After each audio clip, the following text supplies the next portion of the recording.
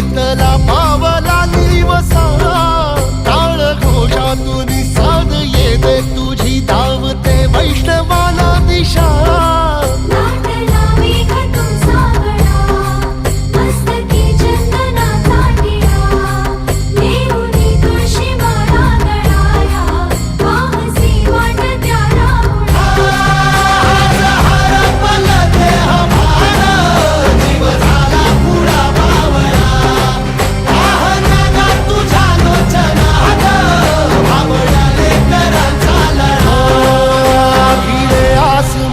ध्वजा वैष्णवांची उभी पंढरी आज नादावली